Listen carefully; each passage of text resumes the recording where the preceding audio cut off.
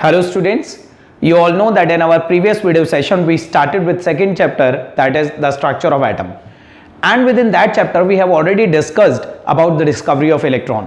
हम लोग ये already discuss कर चुके हैं कि what were the various experiments which were carried out which ultimately led to the discovery of electron. आप सभी को मालूम है कि इलेक्ट्रॉन की डिस्कवरी का मेन क्रेडिट बेशक जे थॉमसन को दिया जाता है, लेकिन जे थॉमसन से पहले और जे थॉमसन के अलावा भी बहुत सारे साइंटिस्ट थे, बहुत सारे ह्यूमन एफर्ट्स करे गए which ultimately told us everything about electron in totality. J Thomson से पहले बहुत सारे experiments Michael Faraday, Julius Plucker और विलियम क्रूक्स जैसे साइंटिस्ट ने करे थे जो ऑलरेडी एस्टैब्लिश कर चुके थे कि एटम के अंदर कोई नेगेटिव चार्ज प्रेजेंट है. उस नेगेटिव चार्ज का नाम इलेक्ट्रॉन होता है. ये जॉनस्टन स्टोनी 1891 में ऑलरेडी बता चुका था. फिर जाके 1897 में थॉमसन ने एस्टैब्लिश करा कि वो नेगेटिव चार्ज जिसका नाम इलेक्ट्रॉन होता है उस पर कितना चार्ज टू मास रेशियो होता है. लेटर ऑन मिलिकन के एक्सपेरिमेंट्स के थ्रू हमें इंडिविजुअली उस पर चार्ज भी पता लग पाया. तो आप लोगों ने अपने प्रीवियस वीडियो सेशन में देखा कि इलेक्ट्रॉन की डिस्कवरी का बेशक हमने एक सिंगल पर्सन को क्रेडिट दे रखा है, लेकिन इलेक्ट्रॉन की discovery was a collective effort of many minds. बहुत सारे इंटेलेक्चुअल माइंड्स इसके पीछे थे. In today's video session we are going to discuss about the discovery of proton.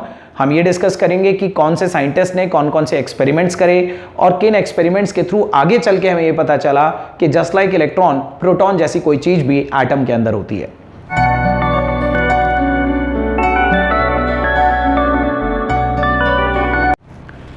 Hey everybody, this is Ankur Goyal and you are at the right place if you really want to unlock your brain with a key to success in chemistry.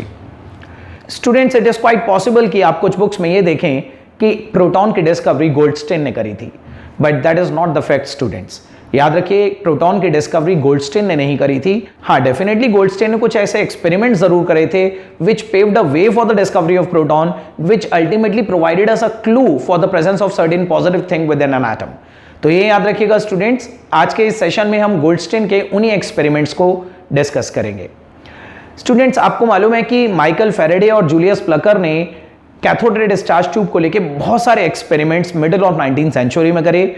And in the middle of 19th century ये cathode ray discharge tube इतनी famous हो गई कि सभी scientist अपने अपने lab में इन कैथोड रे डिस्चार्ज ट्यूब को लेके बहुत सारे एक्सपेरिमेंट्स करने लगे. आपने पढ़ा कि लेटर ऑन इन्हीं कैथोड रे डिस्चार्ज ट्यूब को लेके थॉमसन ने भी कुछ एक्सपेरिमेंट्स करे थे 1897 में which led to the discovery of electron. लेकिन before the discovery of electron Goldstein ने 1886 में कुछ एक्सपेरिमेंट्स करे थे कैथोड रे डिस्चार्ज ट्यूब को लेके, जो हम आज के इस सेशन में डिस्कस करेंगे. स्टूडेंट, ये तो आप सभी लोग पढ़ चुके हैं कि कैथोड रे डिस्चार्ज ट्यूब एक ग्लास की बनी हुई सिलेंड्रिकल ट्यूब होती है जिसके अपोजिट एंड्स पे दो प्लेट्स होती हैं and certain gas is filled within the tube and that gas is subjected to different conditions of potential difference and pressure. और उस गैस के बिहेवियर, उसकी प्रॉपर्टीज को एनालाइज करा जाता है, स्टडी करा जाता है. सो गोल्डस्टीन ने क्या करा स्टूडेंट, गोल्डस्टीन ने भी इस तरह की एक कैथोड रे डिस्चार्ज ट्यूब ली, but unlike all the previous scientist Goldstein ने ये चेंज करा कि he used a perforated cathode within this tube. You can see, एक परफोरेटेड कैथोड एक ऐसी कैथोड होती है जिसमें छोटे छोटे होल्स होते हैं, उन होल्स को हम चैनल्स भी बोलते हैं. सो गोल्डस्टीन ने क्या करा, he used a perforated aluminium plate as cathode and he subjected the gas inside the tube to extremely low pressure and high potential difference. And he observed कि जब हम गैस को बहुत लो प्रेशर और बहुत हाई पोटेंशियल डिफरेंस पे subject करते हैं तो कैथोड में से कुछ नेगेटिवली चार्ज रेज तो निकलती ही निकलती हैं जो माइकल फैराडे ऑलरेडी एस्टैब्लिश कर चुके थे एज कैथोड रेज. लेकिन जिस मूवमेंट पे कैथोड रेज डेवलप होती हैं एग्जैक्टली उसी मूवमेंट पे साइमल्टेनियसली कुछ अपोजिटली चार्ज्ड रेज, कुछ अपोजिटली चार्ज्ड पॉजिटिव रेज भी ट्यूब के अंदर जनरेट होती हैं और वो रेज अपोजिट डायरेक्शन में मूव करती हैं और कैथोड के परफोरेशंस में से पेनिट्रेट करती हुई कैथोड के पीछे लगी हुई फ्लोरोसेंट स्क्रीन पे जाके स्ट्राइक करती हैं और एक फेंट ग्लो प्रोड्यूस करती हैं. सो स्टूडेंट्स, याद रखिएगा, जिस तरह से हम लोगों ने पढ़ा कि कैथोड में से कैथोड रेज एमिट होती हैं, बिल्कुल उसी तरह से कैथोड रेज के साथ साथ एनोड रेज का प्रोडक्शन भी ट्यूब के अंदर होता है. और ये एनोड रेज की प्रेजेंस पिछला कोई भी साइंटिस्ट इसलिए एनालाइज नहीं कर पाया क्योंकि पिछले किसी भी साइंटिस्ट ने अपने एक्सपेरिमेंट में एक परफोरेटेड कैथोड नहीं ली थी. लेकिन गोल्डस्टीन ने क्योंकि एक परफोरेटेड कैथोड ली तो उसने देखा कि इन परफोरेशंस में से पेनिट्रेट करती हुई कुछ रेज अपोजिट डायरेक्शन में मूव करती हैं और पीछे स्क्रीन पे जाके जब वो टकराती हैं तो पीछे कुछ ग्लो प्रोड्यूस होता है. इनिशियली गोल्डस्टीन को लगा कि शायद ये रेज एनोड पे से आ रही होंगी, but later on upon further analysis Goldstein को ये पता लगा कि ये रेज एनोड के डायरेक्शन से जरूर आ रही थी, बट ये रेज एक्चुअली एनोड की प्लेट में से एमिट आउट नहीं हो रही थी. सो स्टूडेंट्स, गोल्डस्टीन ने कुछ फर्दर एक्सपेरिमेंट्स करे in order to find out the origin of these anode rays. ये तो डेफिनेट था कि anode rays positively charge rays हैं, दैट्स वाई वो कैथोड के परफोरेशन में से पास हो रही हैं। और ये भी याद रखिए स्टूडेंट, क्योंकि ये रेज कैथोड के परफोरेशन या होल्स में से पास हो रही हैं, उन होल्स को चैनल्स भी बोलते हैं और चैनल्स को कैनाल्स भी बोलते हैं। So that's why in positively charge anode rays को कैनाल रेज भी नाम दिया गया।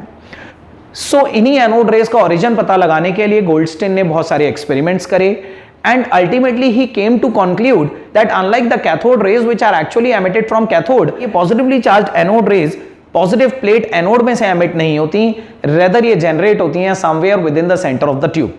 अब ये क्यों जनरेट होती हैं वो ध्यान से सुनिए स्टूडेंट्स। ये याद रखिए, जब भी हम कैथोड रे डिस्चार्ज ट्यूब के अंदर किसी गैस को बहुत लो प्रेशर और बहुत हाई पोटेंशियल डिफरेंस पर सब्जेक्ट करते हैं तो कैथोडिक प्लेट में से कुछ कैथोड रेज निकलती हैं, जिनके बारे में थॉमसन ने आगे चल के बताया कि उनके पास कुछ मास होता है, कुछ चार्ज टू मास रेशियो होता है। सो ये फैक्ट है कि जब 10⁻⁻⁴ एटमॉस्फेरिक प्रेशर पे और 10,000 वोल्ट्स पे कैथोड रे डिस्चार्ज ट्यूब के अंदर किसी गैस को सब्जेक्ट करा जाता है तो उन कंडीशंस पे कैथोड में से कुछ fast moving negatively charge rays निकलती हैं, और यही नेगेटिवली चार्ज कैथोड रेज जब स्ट्रेट लाइन में ट्रेवल करते हुए ट्यूब के अंदर भरे हुए गैस एटम से टकराती हैं।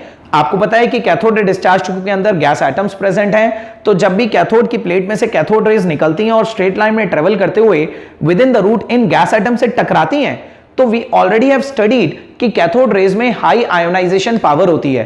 तो कैथोड रेज के पार्टिकल्स जब इन गैस एटम से टकराते हैं तो इन गैस एटम्स को आयोनाइज कर देते हैं। गैस एटम्स को आयोनाइज करने से हमारा मतलब है कि गैस एटम्स में से इलेक्ट्रॉन्स को नॉकआउट कर देते हैं, और जब किसी भी एक न्यूट्रल गैस एटम में से इलेक्ट्रॉन नॉकआउट हो जाता है तो फिर वो न्यूट्रल एटम कैटायन में कन्वर्ट हो जाता है। सो स्टूडेंट्स ध्यान दीजिए कि जब हमने किसी गैस को 10⁻⁻⁴ एटमॉस्फेरिक प्रेशर और 10,000 पोटेंशियल डिफरेंस पे सब्जेक्ट करा तो पहले तो कैथोड में से fast moving cathode rays emit होनी स्टार्ट हुई। These cathode rays are constituted of negatively charged electrons, और ये फास्ट मूविंग इलेक्ट्रॉन्स जब within the route gas atom से टकराते हैं तो उन गैस एटम्स को आयनाइज करके और इलेक्ट्रॉन प्रोड्यूस करते हैं। अब वो पीछे से आने वाले इलेक्ट्रॉन गैस में से निकलने वाले इलेक्ट्रॉन के साथ कंबाइन होकर आगे चले जाएंगे, लेकिन गैस में से जब इलेक्ट्रॉन निकल जाएगा तो गैस एटम जो कैटायन में कन्वर्ट हो जाएंगे, वो कैटायंस ही एनोड रेज को कॉन्स्टिट्यूट करेंगे और वो कैटायंस अपोजिट डायरेक्शन में मूव करने लग जाएंगे। यही पॉजिटिवली चार्ज कैटायंस थे जो परफोरेशंस में से पेनिट्रेट करते हुए पीछे जा रहे थे और पीछे लगी हुई फ्लोरोसेंट स्क्रीन पे कोलाइड कर रहे थे। तो ये याद रखिए student, a major difference between the cathode rays and the anode rays is that कि कैथोड रेज तो कैथोड की प्लेट में से एमिट होती हैं, लेकिन एनोड रेज एनोडिक प्लेट में से एमिट नहीं होती, बल्कि वो within the route gas atoms जब कैथोड रेज से बॉम्बार्ड करते हैं तो उन गैस एटम्स के आयोनाइजेशन से प्रोड्यूस होती हैं।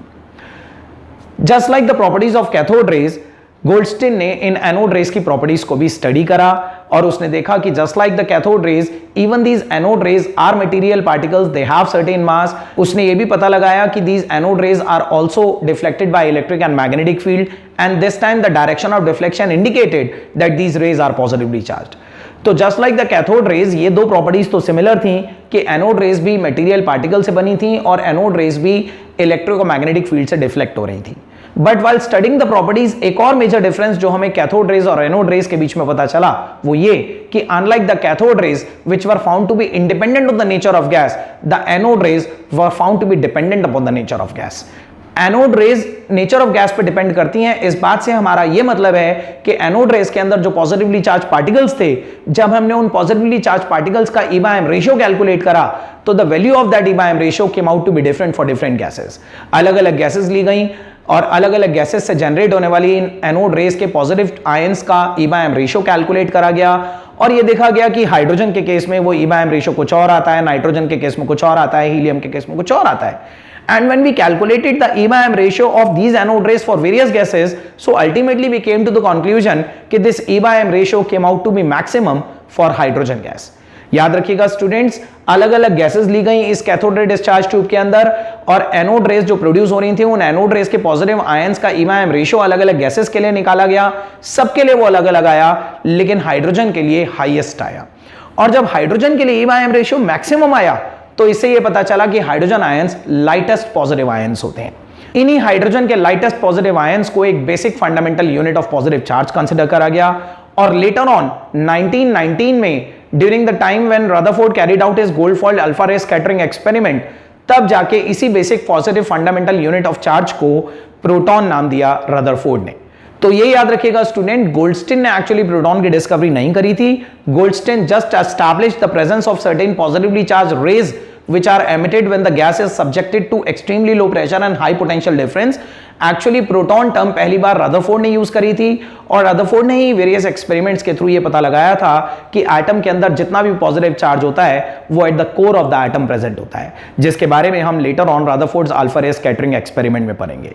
सो स्टूडेंट्स याद रखिएगा, जिस तरह से कैथोड रेस की discovery by the collective efforts of Michael Faraday and Julius Plucker जैसे साइंटिस्ट के थ्रू करी गई थी, बिल्कुल उसी तरह से एनोड रेस को पहली बार डिस्कवर 1886 में गोल्डस्टीन ने करा था। But students, the fact is that कि although Goldstein did not discover the proton, but he at least paved the way for the discovery of proton. उसने बेशक प्रोटॉन की डिस्कवरी नहीं करी, लेकिन उसने एक ऐसा पाथ जरूर डेवलप कर दिया जिस पे चलकर आगे रदरफोर्ड प्रोटॉन की डिस्कवरी कर पाया। सो स्टूडेंट्स याद रखिएगा, the discovery of proton was a collective effort of Goldstein and Rutherford we can say. अब स्टूडेंट फाइनली जब हमें यह पता चल चुका था कि atom is no longer indivisible, atom सबसे छोटा नहीं होता बल्कि एटम से छोटे कुछ सब एटॉमिक पार्टिकल्स भी एटम के अंदर प्रेजेंट होते हैं, तो obviously this led to development of a curiosity in the mind of scientist. इससे एक क्यूरियोसिटी साइंटिस्ट के माइंड में डेवलप हुई। अब वेरियस साइंटिस्ट ये सोचने लगे कि ये जो सब एटॉमिक पार्टिकल्स हैं, the negatively charge and the positively charge species, ये एटम के अंदर कहां पे प्रेजेंट होते हैं, और अगर एटम के अंदर भी कोई सब एटॉमिक पार्टिकल होते हैं तो एटम का अपना स्ट्रक्चर कैसा होता होगा। तो इसी एटम के स्ट्रक्चर को एनालाइज करने के लिए बहुत सारी एक्सपेरिमेंटल स्टडीज करी गई फर्दर, और बहुत सारे एटॉमिक मॉडल्स अलग अलग साइंटिस्ट ने अपने अपने एरा में दिए। सो स्टूडेंट्स, अपने नेक्स्ट वीडियो लेक्चर में मैं आपको इन्हीं एटॉमिक मॉडल्स के बारे में बताऊंगा। हम ये डिस्कस करेंगे कि कौन कौन से एटॉमिक मॉडल किस सीक्वेंस में आए और प्रीवियस एटॉमिक मॉडल्स क्यों फेल होते चले गए, जिसकी वजह से हमें नया एटॉमिक मॉडल प्रपोज करना पड़ा। So that's it for today students, have a great day, thank you.